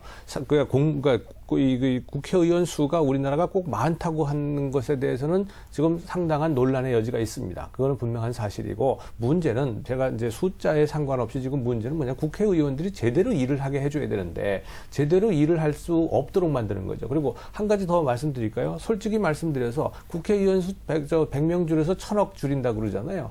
이 국회의원들이 예산국회에서 말이에요. 개수 조정하고 뭐 이렇게 해갖고 1,500억, 2,000억, 5,000억짜리 도로공사 같은 거 뭐 하루에 차 몇 대 다니도 않는 거 5,000억짜리 공사하고 이러고 있습니다. 이게 차라리 그런 거 사업 하나 줄이는 게 훨씬 낫지. 국회의원 100명 줄여가지고 1,000억 줄이는 게 낫겠습니까? 돈 줄여가지고 우리가 그 복지 예산 확보하자 그러면 국회의원들이 그런 짓 하는 걸 못하게 하는 게 훨씬 더 바람직한 거죠. 그러니까 국민들이 볼 때 1,000억 줄여서 그냥 복지기금 쓴다 그러니까 얼마나 좋은 것처럼 보일지 모르지만은 사실 국회 활동에 대해서 알고 있는 전문가들이 보기에는 1,000억은 그거는 정말 100명 줄여가지고 1,000억 만든다는 거는 대단히 적은 액수입니다. 근데 이제 안 후보 측은 이런 말도 했지 않습니까? 존 로크의 말을 빌린 걸로 돼 있는데 새로운 것은 일반적이지 않다는 이유로 언제나 배척당한다. 이것을 우리가 하지 않아서 그렇지 시행하면 얼마든지 한다고 믿자라고 상당히 그 설득력이 있다고 보여지는 측면이 있거든요. 일반 국민들 입장에서 속 시원하지 않습니까? 그러니까 그게 레토릭은 속 시원한데. 아니 실제로도 가능하지 않은가요? 저는 사실은 실제로 가능하지 않을까 하는 생각도 해보게 됩니다. 실제 국민의 입장에서 보자면. 이철희 소장께서는 어떻게 보세요? 저는 지금 이 문제에서는 홍 교수님이랑 생각이 많이 다르지 않아서 저는 국회의원 수를 줄이는 건 저는 정말 단호하게 반대합니다. 그리고 저는 방향을 완전히 잘못 잡았다 저는 생각하고요. 국회의원 수 줄일 수 있죠. 그런데 국회의원이 줄이면 과연 누구에게 득이 되느냐를 한번 잘 살펴볼 필요가 있습니다. 제가 딱히 그분들이 득이 본다라고 말하기보다는 제가 이런 표현을 들고 싶은데요. 국회의원 수, 1인당 국회의원 수가 줄어든 게 언제 줄어들었냐면요. 전 국회 때에 비해서 5.16 쿠데타 이후에 국회의원 정수가 줄어들었습니다. 1인당 국회의원 수가 늘어났죠. 1인당 국회의원 늘어난 게 아니고, 그러니까 유권자 대비 국회의원 수가 줄어드는 겁니다. 그리고 정경련이라는 데가 끊임없이 제기하는 게 국회의원 수 줄이자고 주장하는 거죠. 왜 그럴까 한번 생각해보면 답은 자명하다고 봅니다. 그러니까 일반 서민들의 입장에서 볼 때는 지금도 사실 국회의원 지역구에서 보기 힘든데 만약에 이걸 200명으로 줄이면 더 많은 권한을 가지게 되고 정말 정치라는 거는 눈에 잘 안 보이게 되고 국회의원도 눈에 띄기 힘들게 저는 상황에 빠진다고 봅니다. 그래서 저는 그거는 현실성 여부를 떠나서 저는 방향을 잘못 잡고 있다고 보고요.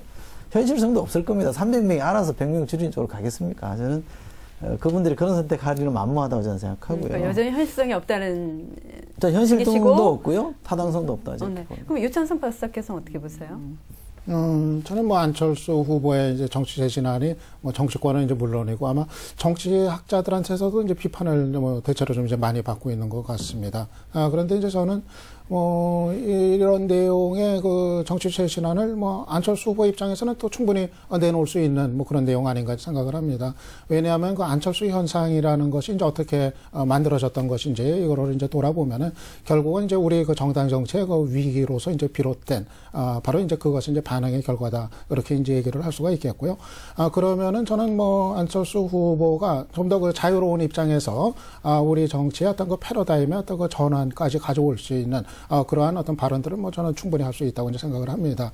지금 이제 반응들이 대체로 이제 좀 뭐 이제 화들짝 이제 놀라는 좀 정치권의 이제 반응도 그렇고 어떻게 이제 뭐 감히 그런 얘기를 할 수 있느냐 뭐 이런 이제 뭐 분위기가 좀 적지 않은 것이 이제 뭐 사실인 것 같은데 사실은 저렇게 뭐 깜짝 놀랄 일이 아닌 것 같습니다. 지금 국민을 이제 눈높이에서 놓고 이제 생각을 했을 때 우리 정치에 지금 이제 그 좀 더 어떤 그 슬림화 이런 거를 요구하는 그런 견해들이 뭐 충분히 있을 수 있다고 생각을 하고 저는 이를테면 이 문제에 관해서 안철수 후보가 이제 이를테면 발제를 한 거라고 이제 생각을 이제 합니다. 뭐 그거 자체를 지금 뭐 그야말로 뭐 금기시하고 뭐 이렇게 성역으로 남겨놔야 될 뭐 그런 이유는 없다고 이제 생각을 하고요. 국회의원 수 문제 같은 경우가 지금 이제 유독 이제 그 문제에 관해서 이제 관심이 집중이 돼가지고 그게 이제 좀 튀어오르는 부분 같은데 사실은 뭐 전체적인 거를 이제 보는 것이 전 중요하다고 생각을 하는데 수 문제만 해도 이제 그렇습니다. 저는 뭐 200명으로 주재자는 저도 뭐 반대를 합니다. 너무 무리를 가져온다. 근데 정말 뭐 효율성을 따져가지고 뭐 한 몇십 명 정도 뭐 줄여도 된다. 뭐 그런 판단이 들면 뭐 그거 뭐 닫아둘 이유는 없다고 생각을 합니다. 그런데 이제 중요한 거는 그 국회의원 수 이 자체 뭐 집착하는 거 이제 보다는 다른 문제들이 저는 사실은 더 중요하다고 봅니다. 이를테면 뭐 중앙당 폐지 문제 같은 거 원내 정당화 가능할 것인가. 아마 정치권에서 누구도 방울을 먼저 고행목에 이제 달려고 하지 않을 겁니다. 당장 손해를 보기 때문에. 하지만은 저는 이거 중기적으로는 충분히 검토할 만한 가치가 있는 내용이다. 지난번 그 한나라당 연초에 그 쇄신 얘기했을 때 한나라당 내 쇄신파에서도 이거 제안을 했었습니다. 하지만 박근혜 당시 대표가 이거는 좀 현실적으로 아니다 해서 이제 채택이 되질 않았습니다만 이건 충분히 지금 열려있고 논의할 만한 의미가 있는 부분이고 국고부 조금 축소 문제도 사실이 중앙당 폐지 문제와 맞물려 있습니다. 지금 같은 방식이 이제 적절할 것이냐 아니면 정치의 규모의 어떤 그 축소 이게 된다고 하면은 또 국고부 조금도 그만큼 또 축소도 가능한 거 아니냐 아니면은 또 자기 부담의 원칙 뭐 매칭 펀드 뭐 방식이라든가 이런 거 충분히 합리적으로 우리가 검토할 필요성이 있다고 생각을 합니다. 그래서 저는 전체적으로 봤을 때 이 뭐 안철수 후보가 내놓은 정치 쇄신안을 뭐 화들짝 놀라면서 뭔 소리냐 이러는 것보다는 정말 테이블 위에 놓고서 우리가 좀 진지하게 검토할 만한 그런 어떤 유의미한 발제문으로서의 어떤 의미를 갖고 있지 않나 일단은 좀 그렇게 생각을 합니다. 제가 볼 때 이 안철수 표 이 정치 쇄신안은 정치권은 깜짝 놀라고 국민들은 속 시원해하고 이런 측면이 있기 때문에 저는 그 국회의원 수를 줄이고 얼마나 줄일지 그런 부분에 있어서 우리가 봐야 될 것은 왜 이런 현상까지 나타나게 됐던가 정치에 대한 어떤 실망과 국회의원에 대한 국민들의 이 좌절 이런 것들에 대한 반성이 우선돼야 되지 않는가. 그래서 정말 우리 국민들이 국회의원 더 뽑아주자라는 그런 어떤 이 민의가 우려 나오도록 하지 못한 저는 국회의원들의 반성이 우선돼야 될 텐데 오히려 국회의원 모두가 반대하고 당연히 반대하죠. 자기의 어떤 자리를 흔드는 그런 결과인데 저는 안철수 표라는 그 조직에는 국회의원 단 한 명밖에 없기 때문에 이런 주장을 할 수 있다고 보는데 이걸 현실적으로 어떻게 가능하게 할 것인가는 지난한 문제라고 생각을 합니다. 다만 정말 이 무소속이 1년째 이렇게 이 큰 정당의 후보에 앞서는 그런 지지율을 받고 있다는 것은 국민들의 여망이 어디가 있고 국민들의 요구가 뭔가를 저는 대변해 주는 그런 것이기 때문에 정치권에서 무조건 반대하고 반발하기보다는 이 부분에 대해서 자기 반성이 우선돼야 된다. 저는 그렇게 보고 있습니다. 그 정치권은 화들짝 놀랐을지 모르겠습니다만은 이 정치학이나 뭐 이런 정책학 하는 사람들 입장에서는 이건 놀래서 이런 말씀 드리는 게 아니에요. 이 문제를 그 정치 개혁안이라고 하는 것을 내놨는데 그동안 정치 개혁한다고 쭉 해야 된다 말만 하다가 이제 급기야 내놓은 것이 뭐냐면 이런 거다 이 말이죠. 그런데 이걸 가만히 들여다보면 신중하게 생각한 그 흔적이 별로 없다 그런 말씀인 거예요. 그러니까 뭐 300명은 100명으로 줄이다, 300명을 200명으로 100명 줄이겠다. 100명이라고 하는 숫자의 근거가 뭔가? 도대체 거기에 합리성은 뭐가 있고 정치적인 실현 가능성은 어떻게 되고 이런 문제에 대해서 대안을 내놓을 때에는 충분한 검토가 필요하다는 거죠. 그런데 그런 것이 안 됐기 때문에 우리 같은 사람이 비판을 하는 겁니다. 그러면 이것은 그냥 무슨 자리나 혹은 무슨 개별적 개인적인 어떤 정파적 이익 때문에 지금 이걸 비판하거나 반대하는 게 아니에요. 국회의원을 299명에다가 이제 세종시까지 300명이 됐는데 300명이 된 것은 그만한 이유가 있기 때문에 된 겁니다. 그동안의 역사적 과정도 있고요. 그렇다면 그러한 과정에 대한 성찰과 문제, 재반 문제, 또 줄였을 때 여러 가지 대안, 이런 것들에 대해서 충분한 생각을 가지고 내놨어야 되는 것이고요. 중앙당 폐지, 정당 공천, 국고보조금도 마찬가지입니다. 국고보조금 이렇게 많이 준 이유가 왜 그랬습니까? 있는 사람들만 정치하는 이러한 그 엘리트 중심의 정치를 배제하고 없는 사람들도 능력만 되면 국민들의 이 의사를 반영할 수 있도록 만들자라고 하는 그런 취지에서 만들어 놓은 겁니다. 그런데 이걸 만약에 이렇게 줄인다라고 했을 때 그러면 어떠한 문제점이 있을 것인가? 이거에 대한 논의는 하나도 없이 그냥 갖다가 섣불리 내놓는다. 그런 의미에서 지금 비판을 하고 있는 것이지 정당이나 정파적 이익에서 이거 문제를 제기하고 있다고 생각하시면 곤란합니다. 네, 이제 국고보조금 축소 문제만 해도 이제 그렇습니다. 사실 현재 정치의 틀을 그대로 가져간다면 그게 말씀하신 대로 부적합할 수가 있겠죠. 당장 지금도 돈이 모자라는데 그럼 그 줄이면은 그 돈 어디서 끌어올 거냐? 또 검은 돈 이제 손대는 거 아니냐? 뭐 그런 얘기가 이제 나올 법합니다. 그런데 이제 문제는 제가 아까 얘기 드린 것처럼 이게 전제가 되는 게 정치 패러다임의 전환이라는 거, 이 전제 위에서 이제 성립이 된다는 얘기입니다. 이를테면은 그 정치 어떤 그 규모라는 거를 이제 좀 더 슬림한 체제로 가져갔을 때, 그때는 이제 비용이, 그러니까 지금의 비용을 전제로 하는 것이 아니라 비용이 그만큼 축소가 될 수가 있기 때문에 그거에 맞게 합리적으로 축소할 수 있다. 이런 얘기가 전 가능하다고 이제 생각을 하고요. 그리고 예를 들어서 그 의원 숫자, 그것도 뭐 안철수 후보가 뭐 200명이라고 못 박은 적은 없는 걸로 저는 알고 있습니다. 그러니까 지금 헌법에 200명 이상이면 되게 돼 있다. 그 얘기를 한 거지. 이거는 뭐 극단적으로 200명일 수도 있지만 299명일 수도 있겠죠. 저는 그런 거는 뭐 이 숫자 자체에 지금 뭐 이렇게 좀 열어놓고서 논의하는 게 중요하지. 저는 그렇게 해서 보고, 전체적으로 봐서 저는 이제 이 얘기입니다. 그러니까는, 안 후보도 책임이 있다고 생각을 합니다. 이 문제에 관해서. 왜냐하면 대선 후보는 그냥 한번 이렇게 됐으면 좋겠다는 희망사항이나 이상적인 목표를 던져놓고 가는 자리는 아니거든요. 그렇죠. 중요한 거는 만약 집권하면 이거를 진짜 책임지고 실행할 그게 되는지 이거를 놓고 판단을 해야 될 겁니다. 그렇게 보면 당장 들어오는 반론이 저런 거 아닙니까? 지금 현역 의원 한 명밖에 없는 사람이 무슨 수로 정치권의 동의를 받고 국회의 동의를 받아서 추진할 수 있을 것이냐. 이 문제가 부딪힙니다. 그래서 저는 정말 안 후보가 만약 집권 시에 법을 고치지 않고서도 실행할 수 있는 게 있다면은 그거는 그것대로 자기가 하겠다고 분명히 하고, 그리고 그것이 현실적으로 어려운 부분들, 이런 거는 유보를 하거나 선별을 해서 자기가 어떤 우선순위라든가 이런 거를 좀 가려서 정말 책임 있는 안이 될 수 있도록 하는 거, 이건 아마 안철수 후보의 또 과제가 아닌가 저는 이제 생각을 합니다. 안철수 후보는 지금 이제 그 정치 쇄신을 요구하는 입장에서 여야가 지금이라도 법을 고쳐서 해달라라고 요구하고 있고, 특히 이제 민주당에 대한 요구 중에는 이 정치 쇄신을 인적 쇄신으로 그것도 실현해야 된다라고 하는 부분이 지금 약간 논란이 된 것 같습니다. 과연 사람이 바뀌면 해결되는 문제인가? 특정 인물을 뭐 예를 들어서 이제 거론할 수도 있는데 그런 사람들이 나가면 그럼 되는 것이냐 하는 문제가 또 다른 문제가 될 것 같거든요. 이철희 소장께서 어떻게 보십니까? 저는 뭐 사람을 바꾸는 게 능사는 아니라고 봅니다. 지금까지 국회의원들 수없이 많이 이제 물갈이해서 바꿔봤지만 정치의 질이 뭐 꼭 나아졌다고 말하기는 어렵기 때문에 사람을 바꾸는 게 능사는 아닙니다만, 그러나 제가 제 표현을 이렇게 합니다만 이명박 대통령과 노무현 대통령은 다르더라. 어떤 분이 대통령이 되느냐에 따라서 저는 살아가는 모습이 좀 다를 수 있다고 보기 때문에 저는 인적 청산이라는 건 필요하다고 봅니다. 그것이 능사하고 전부다라고 말하는 건 좀 어폐가 있긴 합니다만, 그럼에도 불구하고 뭔가 새롭게 가려면 인적 청산에서부터 시작해야 된다고 보고요. 그것을 기점으로 해서 뭐 제도적 개혁이나 뭐 관행을 바꾸거나 이런 걸로 나아가야 되는데, 인적 청산을 하자고 하면 그게 전부가 아니기 때문에 회피하려고 하는 건 저는 온당치 않다고 봅니다. 인적 청산은 필요하면 저는 얼마든지 해야 되고요.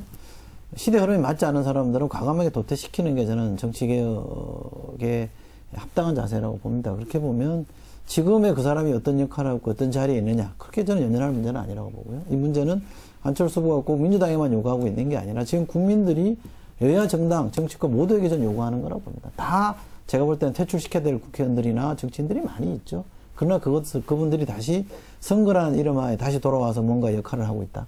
저는 굉장히 국민들을 불편하게 하는 거라고 봅니다. 바뀌어야 된다고 보죠.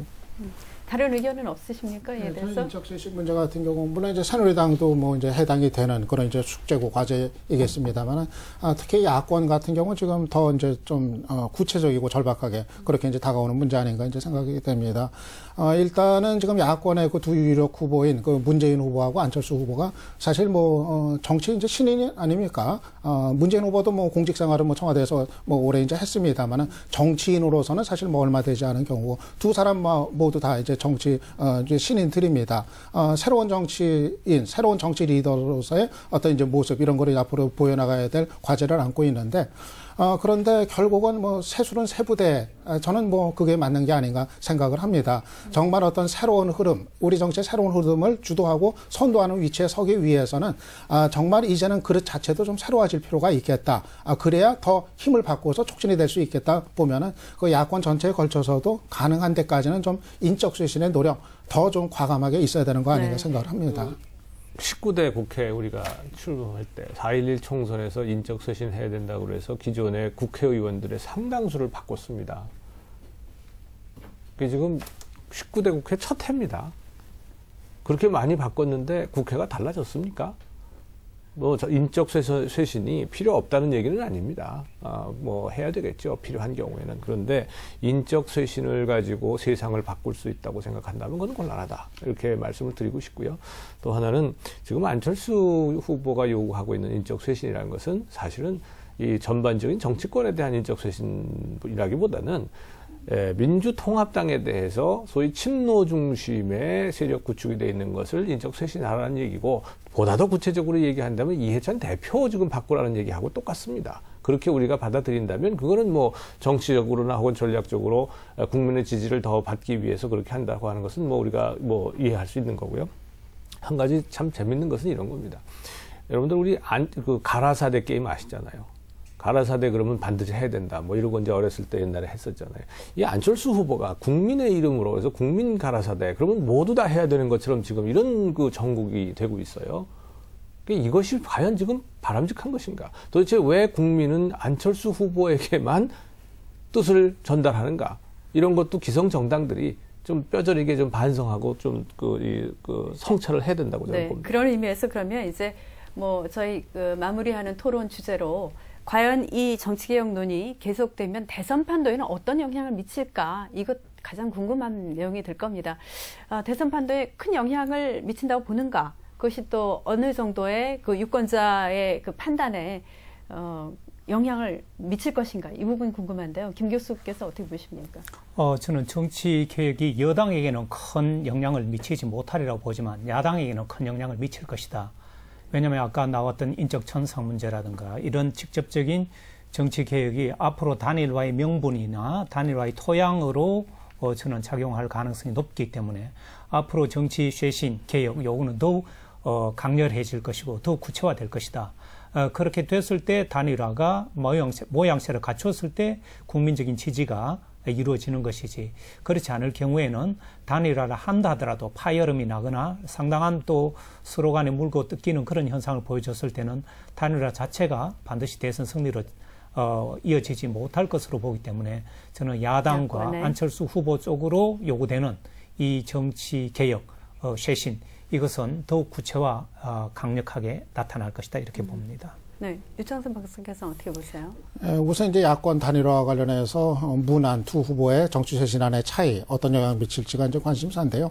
저는 아마 두 캠프가 좀 그 문제 차이 부분을 우회해서 가지 않겠는가 이제 생각을 합니다. 사실 그 차이 부분이 정치 철학과도 관련된 부분이어서 이걸 뭐 단시간 내에 뭐 토론해 가지고 뭐 합의를 끌어내는 게 현실적으로 쉽지 않은 문제고. 전체 대선 판도에는 어떤 영향을 줄까요? 그거는 이제 놔두고 지금 이제 그 말씀을 이제 드리는 건데요. 그거는 이제 놔두고서 결국은 그 정권 교체라는 어떤 상위 개념에 또는 정치 개혁안의 이 교집합 부분에 주목하면서 아마 풀어나가지 않겠는가 이제 생각이 되고요. 전체적으로 그 대선 판세 및 정치 쇄신안에 이렇게 뭐 직접적인 영향을 미칠 거로 좀 보이지는 않습니다. 최근에 제가 안철수 정치 쇄신안 이 논란이 막 불거지면서 얼마 동안 그 여론조사 추이 이렇게 보니까 또 플러스든 마이너스든 별 변화가 없더라고요. 그러니까는 뭐 다른 정책 의제들도 다 지금 덮이고 여러 현안들이 덮이듯이 이번 대선이 이 유난히도 여러 가지 그 쟁점 사안들을 다 좀 덮어버리고 가는 이런 어떤 판세의 변화가 없는 상황이 좀 지속되는 거 아닌가 싶은데 어떻게 보면 정치 쇄신안이 좀 판세에 영향을 미치는 게 국민들 입장에서는 사실 바람직한 길이기도 한데 현실적으로 봤을 땐 별로 그렇게 영향을 미치지는 또 않고 있는 것 같습니다. 너무 많이 들어서 그런 거 아닐까? 익숙한 주제이기 때문에. 이철희 소장께서 어떻게 보십니까? 저는 좀 영향을 줄 거라고 봅니다. 왜냐하면 선거라는 게 결국 누가 무엇을 어떻게 할 것이냐를 제시하는 싸움이기 때문에 저는 박근혜 후보가 정치 쇄신 쪽에 약간 좀 목소리를 낮추고 있다면 야권으로서는 이 문제를 더 분명한 대안을 제시해서 거기서 뭔가 전선을 만들어내는 게 승부에 유리할 거라고 봅니다. 승부처가 될 수 있다. 그런 판단이시고요. 저는 정치 쇄신이 안철수 후보에 의해서 야권 단일화에 지금 전제 조건으로 내세워져 있는 상태이기 때문에 단일화에는 영향을 좀 상당히 미칠 것으로 봅니다.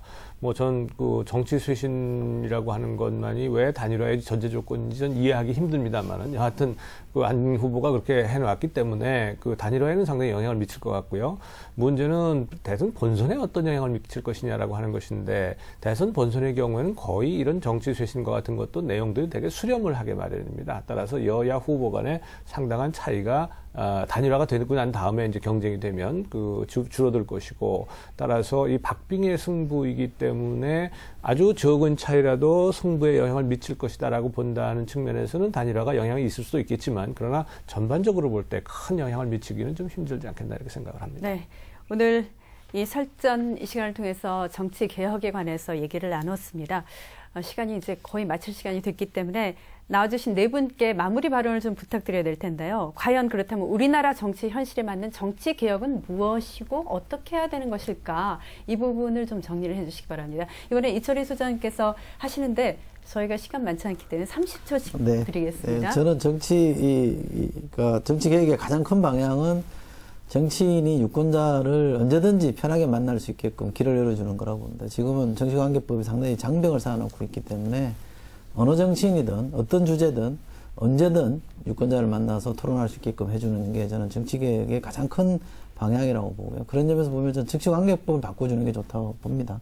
그 기조 하에서 나머지 제도적 개선책이 모색되는 게 온당하다 이런 생각하고 있습니다.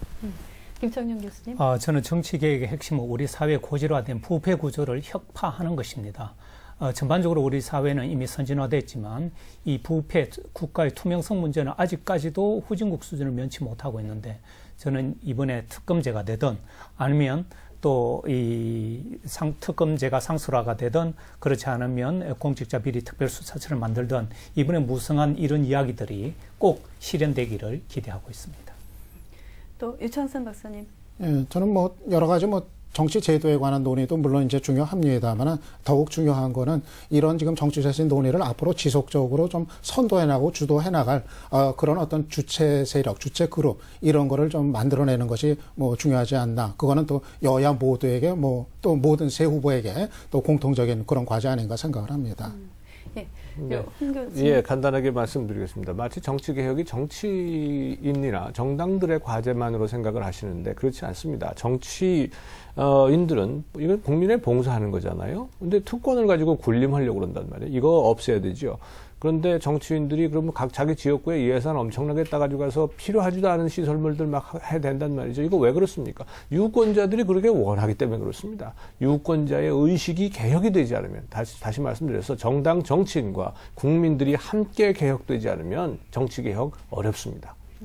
그러니까 정치 개혁에 관련해서 얘기를 나누다 보니까 유권자들의 의식도 물론 중요하고 그리고 이번에야말로 구호로 그쳐서는 안 되겠다는 생각이 듭니다. 정치 개혁에 대한 논의가 처음 있었던 것도 아니고 지금 이 시대에 맞는 정치 개혁 그리고 현실화가 가능한 정치 개혁 그것이 무엇인지를 묻게 됩니다.